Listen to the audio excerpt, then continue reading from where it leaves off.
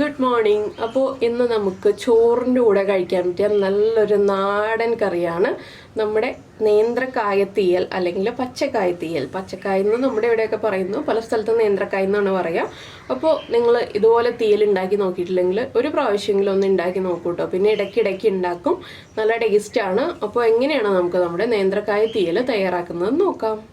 നമുക്ക് നമ്മുടെ ഇൻഗ്രീഡിയൻസ് നോക്കാം. ഇൻഗ്രീഡിയൻസ് എന്ന് പറയാനും മാത്രം ഒരുപാടൊന്നും ഇല്ല കേട്ടോ. ഇതിൽ ഒരു 5 ടേബിൾ സ്പൂൺ തേങ്ങ എടുത്തിട്ടുണ്ട്, 2 പച്ചക്ക എടുത്തിട്ടുണ്ട്.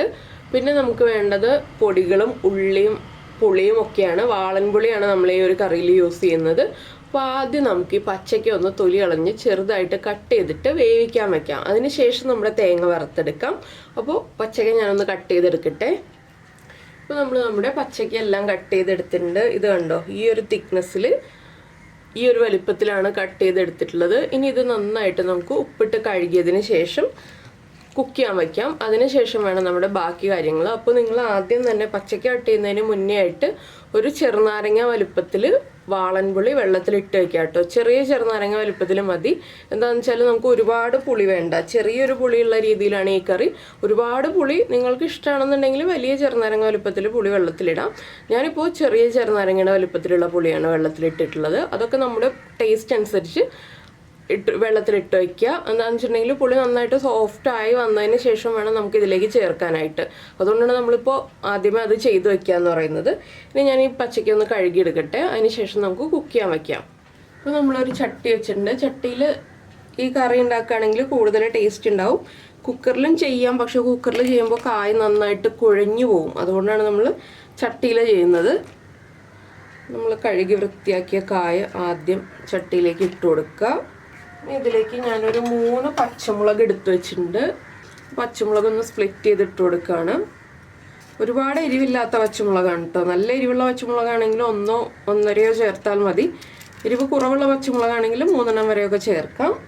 പിന്നെ ഒരു 2-3 ഇതിൽ കറിവേപ്പില, 1/2 ടീസ്പൂൺ മഞ്ഞൾപ്പൊടി, പച്ചക്കയ്ക്ക് ആവശ്യമായിട്ടുള്ള ഉപ്പ്, ഇത്രയും ചേർത്ത് വെള്ളവും ചേർത്ത് നമുക്കിത് വേവിച്ചെടുക്കാം. ഞാൻ 1 കപ്പ് വെള്ളം ചേർത്തിട്ടുണ്ട്. ഇനി ഇത് ഇവിടെ ഇരുന്ന് കുക്കാവട്ടെ. ഈ സമയത്ത് തന്നെ നമുക്ക് നമ്മുടെ തേങ്ങ വറുത്തെടുക്കാം. അപ്പോൾ ഇത് മാറ്റി വെച്ചിട്ട് ഇത് ഞാൻ വേറൊരു ബർണറിലേക്ക് വെച്ചിട്ട് തേങ്ങ വറുക്കാനുള്ള ചട്ടി വയ്ക്കാൻ പോവാണ്. ഇപ്പോൾ നമ്മൾ അടുത്ത ചട്ടി വെച്ചിട്ട് ഞാൻ കുറച്ച് വെളിച്ചെണ്ണ ഒഴിച്ചിട്ടുണ്ട് കേട്ടോ ചട്ടിയിലേക്ക്. എന്താണെന്ന് വെച്ചിട്ടുണ്ടെങ്കിൽ തേങ്ങ വെള്ളം ചേർക്കാതെയാണ് നമ്മൾ അരച്ചെടുക്കുന്നത്. അതുകൊണ്ടാണ് കുറച്ച് വെളിച്ചെണ്ണ ഒഴിച്ചിട്ട് വറുത്തെടുക്കാമെന്ന് വെച്ചത്. ഇതിലേക്ക് നമ്മൾ എടുത്തു വെച്ചിരിക്കുന്ന തേങ്ങ ചേർത്ത് കൊടുക്കുക. ഇതിൻ്റെ കൂടെ തന്നെ ഞാൻ എടുത്തു വെച്ചിരുന്ന തേങ്ങ 5 ടേബിൾ സ്പൂൺ ഉണ്ടായിരുന്നില്ല, അതുകൊണ്ട് ഞാൻ കുറച്ചുകൂടി തേങ്ങ ചേർത്തിട്ടുണ്ട്. ഒരു 2-3 ഇതിൽ കറിവേപ്പില ഞാൻ ചേർക്കുന്നുണ്ട്. പിന്നെ നമ്മുടെ നല്ല ജീരകം ഉണ്ടല്ലോ, സാധാരണ ജീരകം, ക്യുമിൻ സീഡ്സ്, നമ്മൾ തോരനൊക്കെ അരയ്ക്കുന്ന ജീരകം, അതൊരു 1/2 ടീസ്പൂൺ ചേർത്ത് കൊടുക്കുക. പിന്നെ ചേർക്കുന്നത് 1/4 ടീസ്പൂൺ ഉലുവയാണ്. ഇത്രയും ചേർത്ത് നമ്മൾ നന്നായിട്ടൊന്ന് വറുത്തെടുക്കണം. തേങ്ങയുടെ കളർ മാറി വരുന്നത് വരെ നമ്മൾ വറുത്തെടുക്കണം. അപ്പോൾ ഞാൻ ഈ തേങ്ങയും വറുത്തെടുക്കട്ടെ, അതുപോലെ തന്നെ നമ്മുടെ നേന്ത്രക്കായും കുക്ക് ചെയ്തെടുക്കട്ടെ. അതിനുശേഷം നമുക്ക് ബാക്കിയുള്ള കാര്യങ്ങൾ ചെയ്യാം. ഇപ്പോൾ നമ്മുടെ തേങ്ങയുടെ കളറൊക്കെ ഒന്ന് മാറി വരുന്നുണ്ട്. ഇനി നമുക്ക് ഫ്ലെയിം കുറച്ച് വെച്ചിട്ട് ഇതിലേക്ക് പൊടികൾ ചേർത്ത് കൊടുക്കാം. ഒരുപാട് തേങ്ങയുടെ കളർ മാറിക്കഴിഞ്ഞിട്ടുണ്ടെങ്കിൽ കയ്പ്പ് ടേസ്റ്റ് വരും. അതുകൊണ്ട് ഈ ഒരു ബ്രൗൺ ഷെയ്ഡ് ആയി തുടങ്ങുമ്പോൾ തന്നെ നമുക്ക് ഫ്ലെയിം കുറച്ച് വയ്ക്കാം. ഇനി ഫ്ലെയിം കുറച്ച് വെച്ച് ഇളക്കി കൊടുക്കണം. അപ്പോൾ നിങ്ങൾ വെളിച്ചെണ്ണ ആദ്യം ചേർത്തിട്ടില്ല എന്നുണ്ടെങ്കിൽ ഈ ഒരു സ്റ്റേജിൽ വെളിച്ചെണ്ണ ചേർത്തുള്ളൂ കേട്ടോ. നമ്മൾ വറുത്തരയ്ക്കുമ്പോൾ വെള്ളം ചേർക്കാതെ അരയ്ക്കാനാണ് ഈ വെളിച്ചെണ്ണ ചേർത്തുള്ളൂ എന്ന് പറയുന്നത്. ഇതിലേക്ക് 1.5 ടീസ്പൂൺ മല്ലിപ്പൊടി ചേർക്കാം. പിന്നെ നമ്മൾ നേന്ത്രക്കായിൽ പച്ചമുളക് ചേർത്തിട്ടുണ്ട്, എങ്കിലും 1/2 ടീസ്പൂൺ മുളക് പൊടി, എരിവുള്ള മുളക് പൊടിയാണ് ഞാൻ ചേർക്കുന്നത്. കാശ്മീരി ചില്ലി പൗഡർ ആണെങ്കിൽ 1 ടീസ്പൂൺ വരെ ചേർക്കാം. ഇനി ഈ പൊടികളൊന്ന് കുക്കായി വരുന്നത് വരെ വീണ്ടും ഇളക്കി കൊടുക്കുക. പൊടികൾ കുക്കാവാനുള്ള എണ്ണയൊക്കെ നമ്മുടെ ചീനച്ചട്ടിയിലുണ്ട്. നല്ല ഗോൾഡൻ കളറിൽ നമ്മുടെ തേങ്ങ വറുത്ത് വന്നിട്ടുണ്ട്. ഇനി നമുക്ക് ഫ്ലെയിം ഓഫ് ചെയ്യാം. എന്താണെന്ന് വെച്ചിട്ടുണ്ടെങ്കിൽ ചട്ടിയുടെ ചൂടിൽ തന്നെ ഇരുന്നിട്ട് പൊടികൾ കുക്കായിക്കോളും. ഒരു 2 മിനിറ്റ് ഒന്ന് ചട്ടിയുടെ ചൂടിൽ വെച്ചിട്ട് ഒന്ന് ഇളക്കി കൊടുക്കുക. അതിനുശേഷം നമുക്ക് വേറെ പ്ലേറ്റിലേക്ക് മാറ്റി വയ്ക്കാം, ഇല്ലാന്നുണ്ടെങ്കിൽ ഈ ചട്ടിയിൽ തന്നെ വയ്ക്കാം. ഇടയ്ക്കൊന്ന് ഇളക്കി കൊടുത്തുകൊണ്ടിരുന്നാൽ മതി. അതൊക്കെ നമ്മുടെ സൗകര്യം പോലെ ചെയ്യാം കേട്ടോ. പിന്നെ ചില ആളുകൾ തീയെല്ലാം വറുത്തരയ്ക്കുമ്പോൾ വെളുത്തുള്ളി ചേർക്കാറുണ്ട്. ഞാൻ വെളുത്തുള്ളി ചേർക്കാറില്ല. ചില തീയലുകളിൽ ഇപ്പോൾ നമ്മൾ ചക്കക്കുരു തീയലൊക്കെ ഉണ്ടാക്കുകയാണ്, അല്ലെങ്കിൽ ഉരുളക്കിഴങ്ങ് തീയലൊക്കെ ഉണ്ടാക്കുകയാണെങ്കിൽ മാത്രമേ നമ്മൾ വെളുത്തുള്ളി ചേർക്കുള്ളൂ. ഈ തീയലിനൊന്നും വെളുത്തുള്ളി ചേർക്കണമെന്ന് ആവശ്യമില്ല. അപ്പോൾ ഇതൊന്ന് ചൂട് മാറി വരുമ്പോൾ ഞാനൊന്ന് അരച്ചെടുക്കും. അതിന് ശേഷമാണ് നമ്മുടെ നേന്ത്രക്കായയിലേക്ക് ബാക്കിയുള്ള കാര്യങ്ങളൊക്കെ ചേർക്കുക. അപ്പോൾ നമ്മുടെ തേങ്ങയുടെ ചൂടൊക്കെ ഒന്ന് മാറി വരട്ടെ. അപ്പോൾ നമ്മുടെ നേന്ത്രക്കായ നന്നായിട്ട് കുക്കായി വന്നിട്ടുണ്ട്. ഇനി നമുക്കിതിലേക്ക് നമ്മുടെ വാളൻപുളി വെള്ളത്തിൽ പിഴിഞ്ഞിട്ട് അത് ചേർത്ത് കൊടുക്കാം. ഞാനിപ്പോൾ കുറച്ച് വെള്ളം കൂടുതൽ ചേർത്തിട്ടുണ്ട് പുളിയിലേക്ക്. എന്താണെന്ന് വെച്ചാൽ നമ്മൾ അരപ്പ് ചേർക്കുമ്പോൾ ഇനി അധികം വെള്ളം ചേർക്കുന്നില്ല, അതുകൊണ്ടാണ്. ഇനി ഈ പുളി ചേർത്തിട്ട് നന്നായിട്ട് ഒരു 2 മിനിറ്റ് ഒന്ന് തിളയ്ക്കട്ടെ. അതിന് ശേഷം നമുക്ക് നമ്മുടെ അരപ്പൊക്കെ ചേർത്ത് കൊടുക്കാം. അപ്പോൾ അരപ്പ് ഞാൻ ഇളം ചൂടിൽ ഒന്ന് അരച്ചെടുത്തിട്ടുണ്ട് മിക്സിയുടെ ജാറിൽ. ഇളം ചൂടിൽ അരയ്ക്കുകയാണെങ്കിൽ നന്നായിട്ട് അരഞ്ഞ് എണ്ണ തെളിഞ്ഞ് കിട്ടും. അപ്പോൾ ഇനി പുളി ഈ കഷ്ണങ്ങളിലേക്ക് ഒന്ന് പിടിച്ചു വരട്ടെ. അപ്പോൾ നമ്മുടെ കായ പുളി ചേർത്തിട്ട് തിളച്ച് തുടങ്ങിയിട്ടുണ്ട്. ഞാൻ ഇതിലേക്ക് അരപ്പ് ചേർത്ത് കൊടുക്കുകയാണ്. അപ്പോൾ നിങ്ങൾക്ക് അരപ്പ് ചേർക്കുമ്പോൾ വെള്ളം ചേർക്കണം എന്നുണ്ടെങ്കിൽ ചേർത്ത് കൊടുക്കാം കേട്ടോ. ചെറിയ ചൂടുവെള്ളം ചേർത്ത് കൊടുക്കാം. ഞാനിപ്പോൾ വെള്ളം ചേർക്കാതെ അരപ്പ് ചേർക്കുന്നു എന്നേ ഉള്ളൂ, അതുകൊണ്ടാണ് പുളിവെള്ളം കൂടുതൽ ചേർത്തത്. ഇനി നമുക്കിതൊന്ന് നന്നായിട്ട് ഇളക്കി മിക്സ് ചെയ്യാം. ഈ അരപ്പ് നമ്മുടെ കഷ്ണങ്ങളിലേക്ക് നന്നായിട്ടൊന്ന് പിടിച്ചു വരണം. ഗ്രേവി കുറവായിട്ട് തോന്നുകയാണെങ്കിൽ എപ്പോൾ വേണമെന്നുണ്ടെങ്കിലും ചൂടുവെള്ളം ചേർത്ത് കൊടുക്കാം. ഇത് കണ്ടോ, ഇതിപ്പോൾ ഗ്രേവി പാകത്തിനാണ്. ഗ്രേവി ഒന്ന് തിളച്ച് വരുമ്പോൾ കറക്റ്റ് ആയിക്കോളും, അതുകൊണ്ടാണ് ഞാൻ ഇനി വെള്ളം ചേർക്കാത്തത്. അപ്പോൾ ഈ സമയത്ത് നമ്മളൊരു 3-4 ഉള്ളിയൊക്കെ ഒന്ന് റൗണ്ടിൽ കട്ട് ചെയ്ത് വയ്ക്കുക. അതുപോലെ തന്നെ വറ്റൽമുളകൊക്കെ എടുത്ത് വയ്ക്കുക. എല്ലാം റെഡിയാക്കി വയ്ക്കുക കേട്ടോ, നമുക്ക് വറവിടാനുള്ള കാര്യങ്ങൾ. ഇതൊന്ന് 2 മിനിറ്റും കൂടി തിളച്ച് കഴിഞ്ഞിട്ടുണ്ടെങ്കിൽ നമുക്ക് ഫ്ലെയിം ഓഫ് ചെയ്യാവുന്നതേ ഉള്ളൂ. ഒരുപാട് തിളച്ച് വറ്റേണ്ട ആവശ്യമില്ല, നേന്ത്രക്കായ ആയതുകൊണ്ട് തന്നെ കുറുകി വരും. അപ്പോൾ ഒരു 2 മിനിറ്റ് അരപ്പ് ചേർത്തിട്ട് ഒന്ന് തിളപ്പിച്ചെടുക്കുക. ഒന്ന് തിളച്ച് വരട്ടെ. അതിന് ശേഷം നമുക്ക് വറവ് ചേർക്കണം. അപ്പോൾ ഇതുണ്ടോ, തിള വന്നു തുടങ്ങി, വേഗം തന്നെ തിള വന്നു തുടങ്ങിയിട്ടുണ്ട്. നമുക്കൊരു 2 മിനിറ്റ് കഴിയുമ്പോൾ ടേസ്റ്റ് ചെയ്ത് നോക്കാം ഉപ്പും പുളിയും എരിവൊക്കെ പാകത്തിനാണോ എന്ന്. നമ്മുടെ തീയൽ നന്നായിട്ട് തിളച്ച് വന്നിട്ടുണ്ട്. ഞാനൊന്ന് ടേസ്റ്റ് ചെയ്ത് നോക്കട്ടെ ഉപ്പും എരിവൊക്കെ കറക്റ്റ് ആണോ എന്ന്. എരിവ് കുറവാണെങ്കിൽ ഇനി നമുക്ക് പച്ചമുളക് സ്പ്ലിറ്റ് ചെയ്ത് ചേർക്കാം, ഇല്ലാന്നുണ്ടെങ്കിൽ കുറച്ച് കുരുമുളക് പൊടി ചേർക്കാം കേട്ടോ. ഉപ്പും പുളിയും എരിവും എല്ലാം കറക്റ്റായിട്ടുണ്ട്.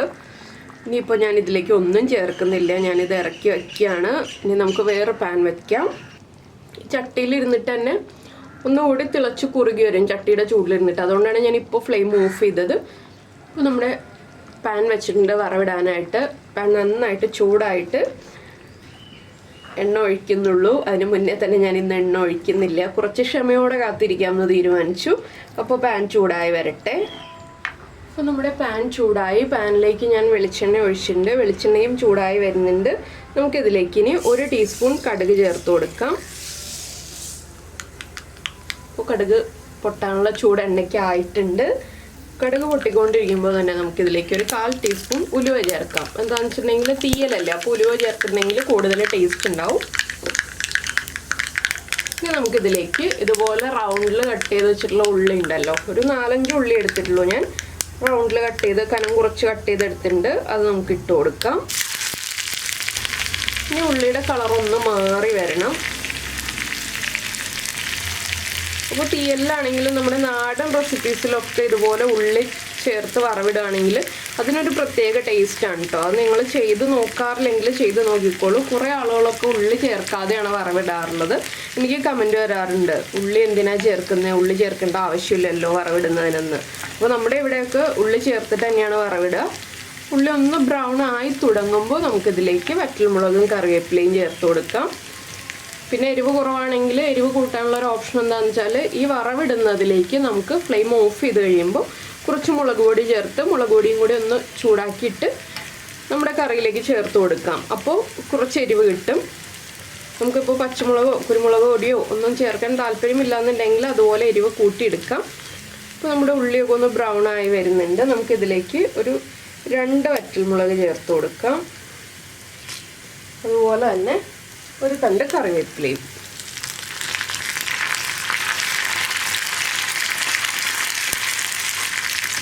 ഉള്ളി ചേർത്ത് കഴിഞ്ഞിട്ട് വറ്റൽമുളക് ചേർക്കുകയാണെങ്കിൽ വറ്റൽമുളക് കരിഞ്ഞു പോവില്ല കേട്ടോ.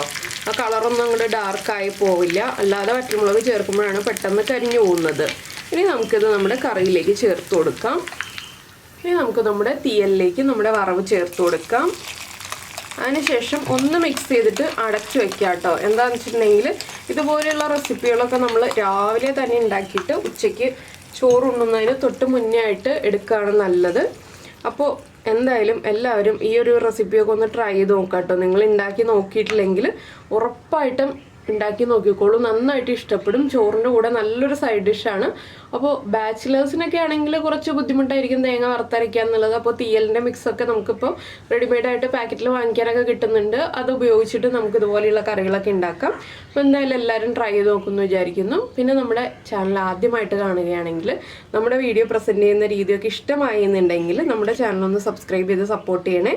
സബ്സ്ക്രൈബ് ചെയ്യുന്നതിന് ഈ വീഡിയോയുടെ താഴെയുള്ള റെഡ് സബ്സ്ക്രൈബ് ബട്ടൺ ഒന്ന് ക്ലിക്ക് ചെയ്യുക. അതിൻ്റെ റൈറ്റ് സൈഡിലുള്ള ബെല്ലൈക്കനും ക്ലിക്ക് ചെയ്യുക. അപ്പോൾ ഓൾ എന്ന് പറഞ്ഞിട്ടൊരു ഓപ്ഷൻ വരും. ആ ഓളും കൂടി പ്രസ് ചെയ്തിട്ടുണ്ടെങ്കിൽ ഞാൻ എപ്പോഴും വീഡിയോ അപ്ലോഡ് ചെയ്യുമ്പോൾ നിങ്ങൾക്ക് നോട്ടിഫിക്കേഷൻ വരും. അപ്പോൾ ഇത് കണ്ടോ, നമ്മുടെ ഗ്രേവി കുറച്ചുകൂടി ഒന്ന് തിക്കായി വന്നിട്ടുണ്ട്. ഇതുപോലെ തിക്കായി വരും കേട്ടോ. കുറച്ചുകൂടി ഒന്ന് ചൂട് മാറി വരുമ്പോൾ ഒന്നുകൂടി തിക്കായി വരും. പിന്നെ ഇതിൽ പ്രത്യേകം ശ്രദ്ധിക്കേണ്ട ഒരു കാര്യം, ചൂടോടെ ഈ കറി ഉപയോഗിക്കരുത്. ചൂട് കംപ്ലീറ്റ് മാറിയിട്ട് മാത്രം ഉപയോഗിക്കുക. അപ്പോൾ നമ്മൾ രാവിലെ എഴുന്നേൽക്കുമ്പോൾ തന്നെ കറിയൊക്കെ റെഡിയാക്കി വെക്കുകയാണെന്നുണ്ടെങ്കിൽ ഉച്ചയ്ക്ക് ഊണ് കഴിക്കുന്ന സമയമാകുമ്പോൾ കറി പാകത്തിനായിട്ടുണ്ടാവും, ചൂടൊക്കെ മാറിയിട്ട്. അപ്പോൾ എന്തായാലും എല്ലാവരും ട്രൈ ചെയ്ത് നോക്കി ഇഷ്ടമായിട്ടുണ്ടെങ്കിൽ ഒന്ന് ലൈക്ക് ചെയ്യാനും കമൻറ്റ് ചെയ്യാനും ഒന്നും മറന്നു പോകരുത് കേട്ടോ. അപ്പോൾ നമുക്ക് നമ്മുടെ അടുത്ത റെസിപ്പിയുമായിട്ട് അടുത്ത ദിവസം വീണ്ടും കാണാം.